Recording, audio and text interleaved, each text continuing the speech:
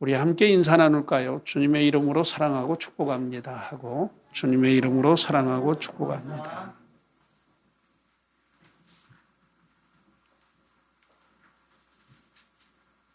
멸망받을 죄인의 최대의 소망은 예수 그리스도의 탄생입니다. 왜 그렇습니까? 그것은 하나님이신 그가 우리의 죄를 용서하시기 위해 낮고 천한 인간의 몸을 입어 우리를 위한 대속물로 탄생하신 것이기에 그렇습니다.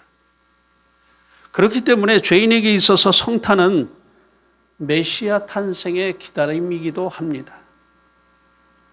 예수님께서 탄생하실 그때에 그 탄생을 학수고대하며 기다리던 사람들이 있습니다. 그들이 누구냐? 제일 먼저 떠오르는 인물이 바로 세례 요한입니다. 세례 요한은 그 누구보다도 더 메시아 그리스도의 탄생을 기다리던 사람입니다. 그는 예수님께서 마태복음 11장 14절에 밝히고 있는 바와 같이 메시아 곧 그리스도에 앞서 하나님께로부터 보내심을 받은 사람입니다. 성경은 메시아 곧 그리스도보다 먼저 엘리야를 보내실 것이라고 예언되어 있습니다. 메시아 곧 그리스도보다 앞서 엘리야를 보내시리라 예언한 선지자는 말라기 선지자입니다. 말라기 선지자는 말라기 4장 5절을 통해서 이렇게 예언합니다. 우리 같이 함께 읽어볼까요? 시작. 보라, 여호와의 크고 두려운 날이 이르기 전에 내가 선지자 엘리야를 너희에게 보내리니. 왜 하나님께서 엘리야를 그리스도보다 앞서 보내실까요?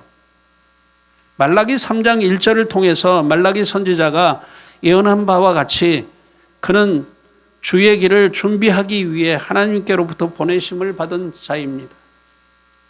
말라기 3장 1절 말씀을 표준 공동 세번역 성경인 번역으로 제가 여러분에게 한번 읽어드릴 테니까 잘 들어보시기 바랍니다. 내가 나의 특사를 보내겠다. 그가 나의 갈 길을 닦을 것이다. 너희가 오랫동안 기다린 주가 문득 자기의 궁궐에 이를 것이다. 너희가 오랫동안 기다린 그 언약의 특사가 이를 것이다. 나 만군의 주가 말한다. 마태는 이사야 40장 3절을 인용해서 세례 요한이 엘리야로서 그 사명을 가지고 온 자라고 마태복음 3장 3절에 이렇게 말씀합니다. 같이 함께 읽어보도록 하겠습니다. 시작. 그는 선지자 이사야를 통하여 말씀하신 자라. 일러스되 광야에서 외치는 자의 소리가 있어 이르되 너희는 주의 길을 준비하라. 그가 오실 길을 곧게 하리라 하였느니라. 결론적으로 엘리야는 메시아 곧 그리스도보다 앞서 와야 합니다. 그리고 회개를 촉구함으로 백성들의 마음을 죄 가운데에서 돌이키게 하여 주의 길을 준비하는 그런 자가 바로 엘리야입니다. 오늘 본문 3절을 보면 세례 요한이 옥에 갇힌 상황에서 들려오는 예수님에 관한 소문을 듣고 그의 제자들을 예수님께 보내어 다음과 같이 묻습니다. 예수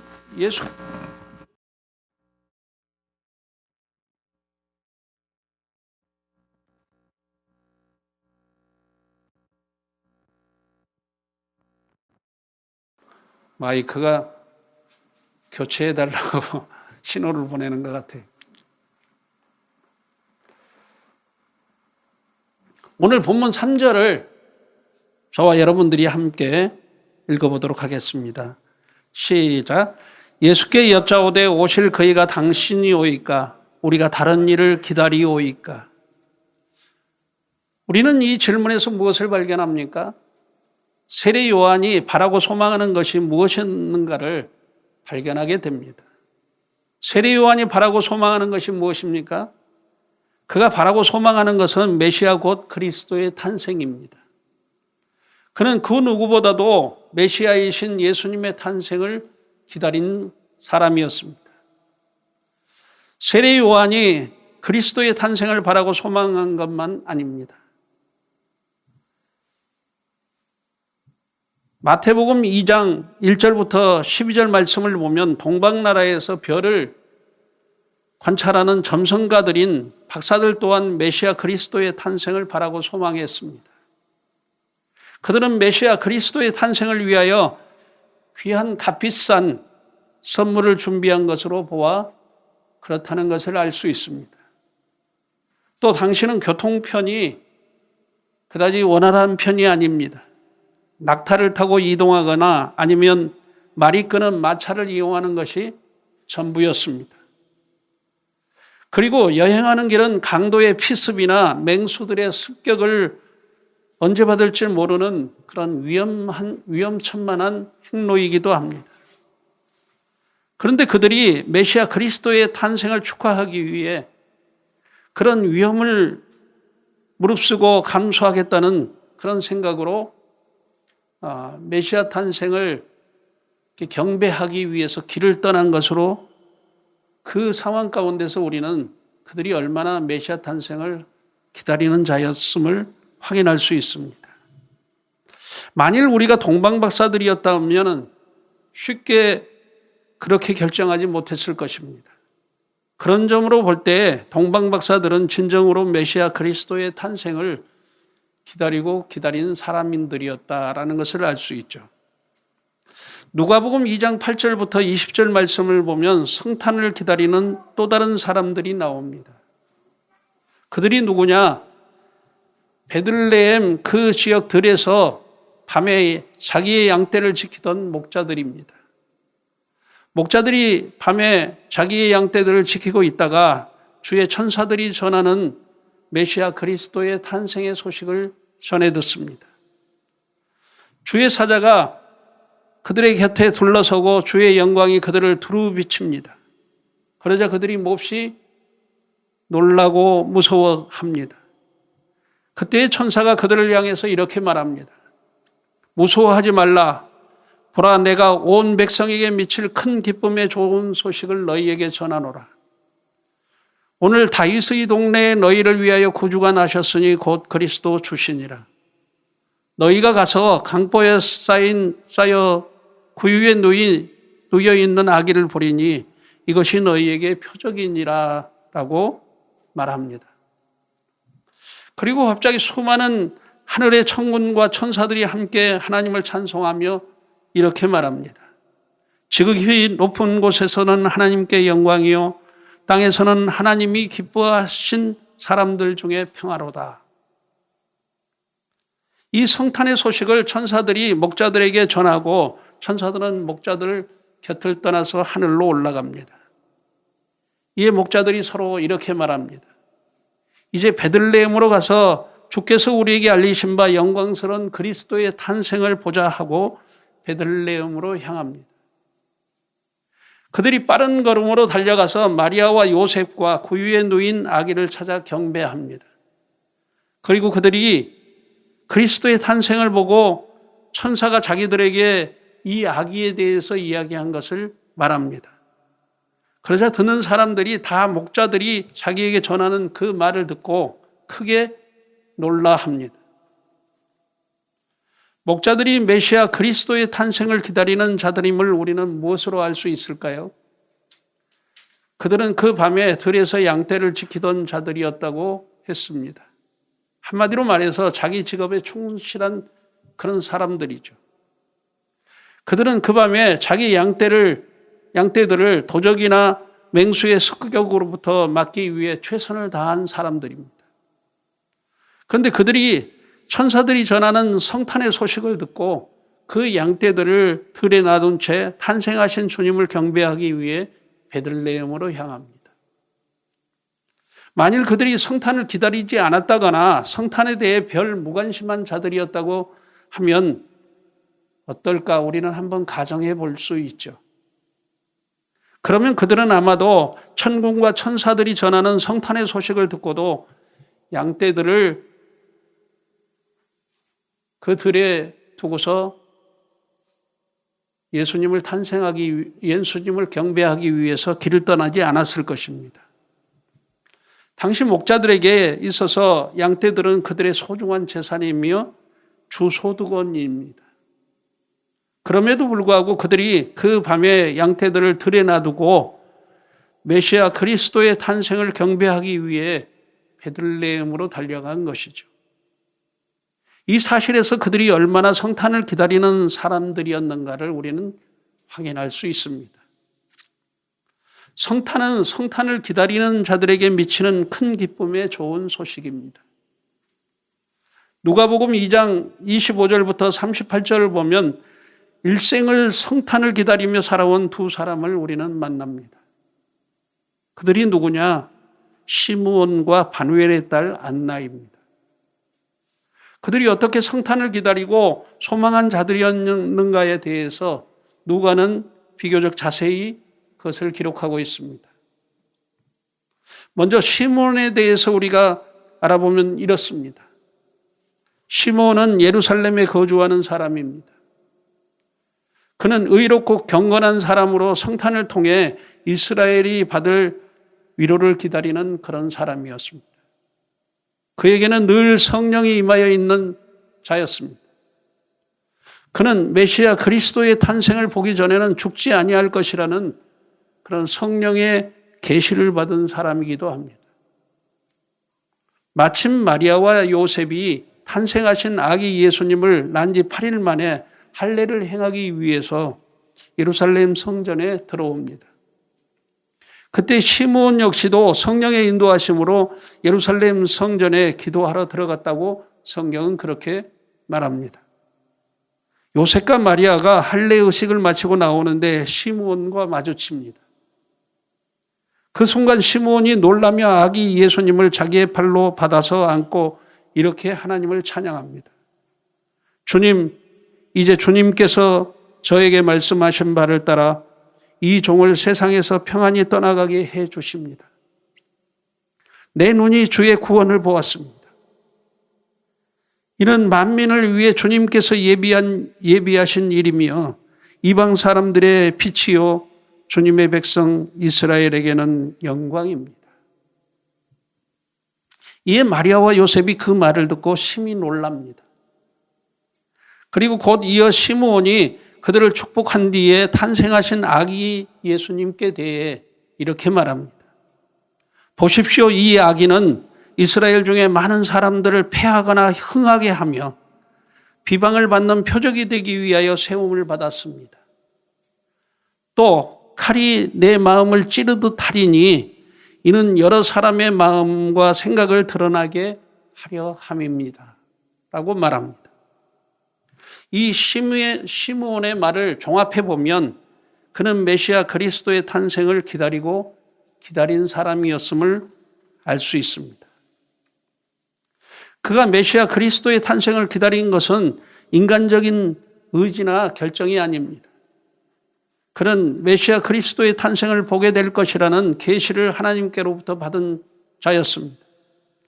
그리고 그는 메시아 그리스도의 탄생을 기다린 끝에 그리스도이신 아기 예수님의 탄생을 보고 그 기쁨을 그렇게 밝힌 것입니다. 다음으로 성탄을 기다린 사람은 아셀 지파에 속한 바누엘의 딸 안나입니다. 그는 나이 많은 여선지자입니다.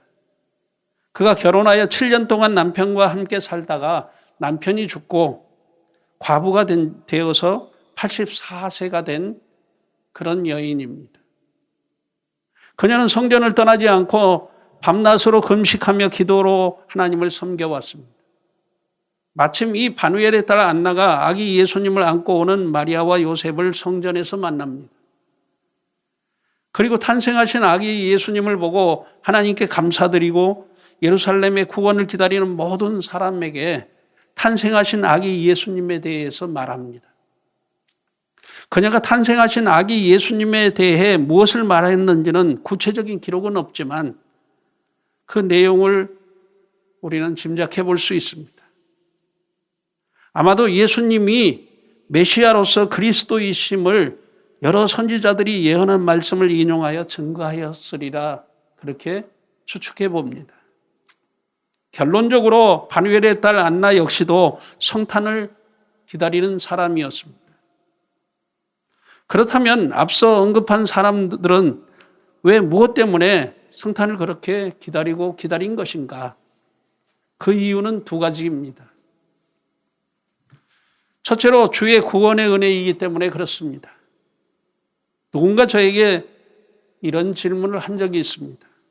목사님, 우리가 죄 가운데서 구원받은 것은 예수님을 구주로 믿는 믿음이지요? 라고 그렇게 질문을 해요. 그래서 제가 그분에게 그렇다고 말씀드렸습니다. 그랬더니 그분이 또 이런 질문을 저에게 던지는 거예요. 그러면 아담이나 하와나 노아나 아브라함은 예수님 탄생하시기 훨씬 이전의 사람인데 그들은 어떻게 구원받았나요? 이렇게 묻는 거예요. 사실 이 질문은 매우 중요한 질문입니다. 우리의 메시아이시며 그리스도이신 예수님의 십자가의 구속의 은혜의 범위가 어디까지인지를 밝히는 중요한 질문이죠. 여러분 어떻게 생각하십니까? 아담이나 하와나 노아나 아브라함은 어떻게 구원을 받았을까요? 분명히 말씀드리지만 그들 역시도 메시아 그리스도이신 예수님의 십자가의 구속의 은혜를 믿음으로 구원받습니다. 그것이 곧 성경이 말하는 바입니다. 제가 그 질문하신 분에게 예수 그리스도의 십자가의 구속의 은혜가 미치는 범위를 성경을 근거해서 자세히 말씀드렸습니다. 여러분 오해가 없으시기 바랍니다. 예수님의 십자가의 구속의 은혜는 시공간을 초월하여 그 범위가 한계가 없습니다. 다시 말해서 아담부터 장차 예수 그리스도께서 재림하실 세상 종말의 이때까지 모든 인류에게 미치는 은혜가 바로 예수님의 십자가의 구속의 은혜입니다.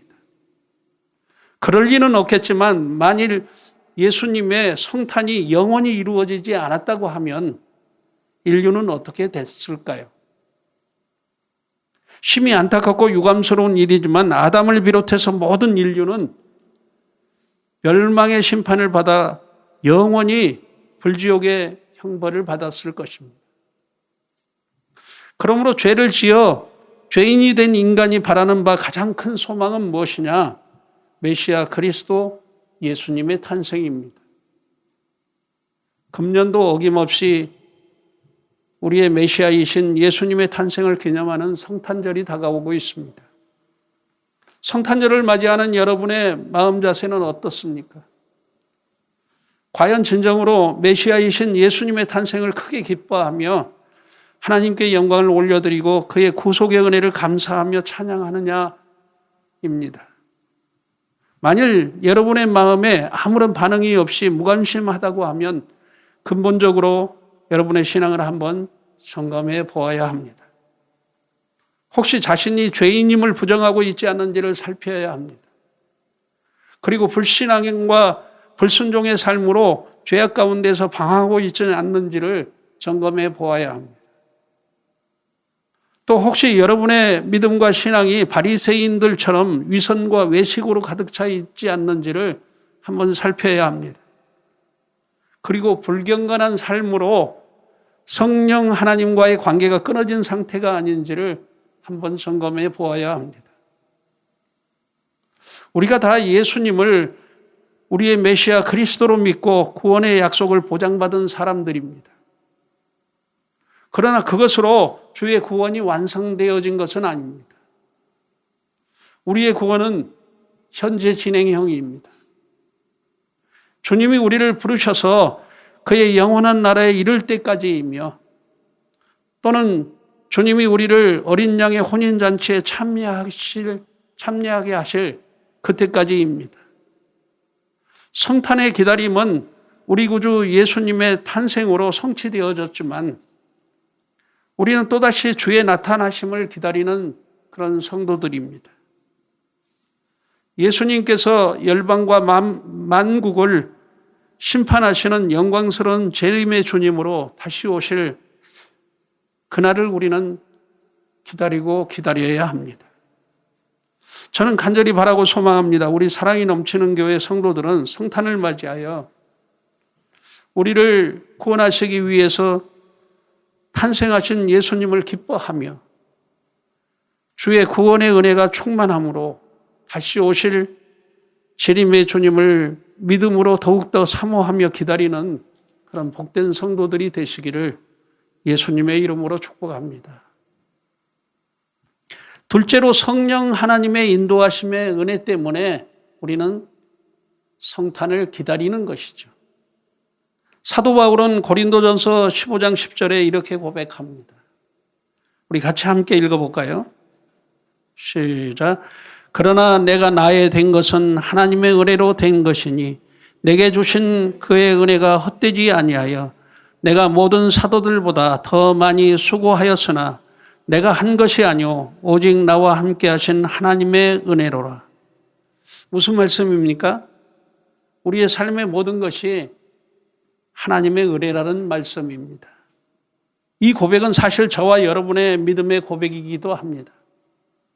그리스도인의 한결같은 고백은 하나님의 은혜입니다. 우리의 삶을 하나님의 은혜 가운데 인도하시는 분은 성령 하나님이십니다. 그는 하나님께서 천지 우주 만물을 창조하시는 창조의 사역에 함께 하신 권능의 하나님이십니다. 또 우리를 영원히 멸망받을 죄에서 구원해내시는 하나님의 구원 사역을 하나님의 아들이신 예수님과 함께 이루시는 성령 하나님이십니다.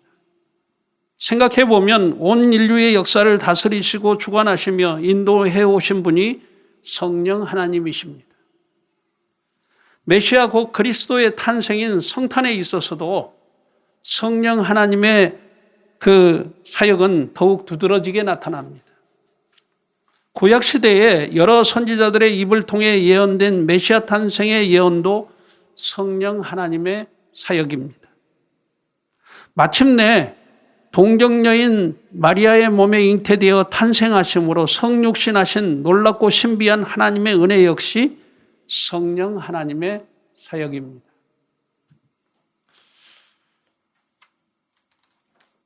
성령 하나님의 사역은 그리스도인을 가장 그리스도인답게 만들고 그들을 가장 위대한 복음의 증인으로 만드십니다. 신학적 용어 가운데 불가항력적인 하나님의 은혜라는 말이 있습니다. 하나님의 은혜가 나의 의지적인 결단이나 결심에 의하지 아니하고 전적인 하나님께서 예정하시고 택하신 은혜 가운데 역사되어지는 은혜를 말합니다. 우리를 향한 구원 사역이 그렇습니다. 우리를 부르시고 택하셔서 구원하심은 그 어떤 우리의 조건에 따른 그런 결정이 아니라 전적으로 하나님의 불가항력적인 은혜입니다. 앞서서 언급한 성탄을 기다리는 사람들 또한 그 기다림의 삶을 온전히 인도하시는 분은 성령 하나님이시죠. 그들이 자신의 신념이나 의지로 메시아 곧 그리스도의 탄생을 기다린 것이 아닙니다. 오직 성령 하나님의 인도하심의 역사입니다. 불신앙의 사람들은 삶의 모든 것을 자신의 신념이나 의지적 결단으로 결정짓습니다. 하지만 그리스도인은 말 그대로 하나님의 기르시는 양입니다. 주님이 우리의 목자가 되셔서 우리의 삶을 다스리고 인도하시는 것이죠. 그러므로 우리의 모든 것이 다 하나님의 은혜임을 알고 인내함으로 주의 나타나심을 우리는 기다려야 합니다.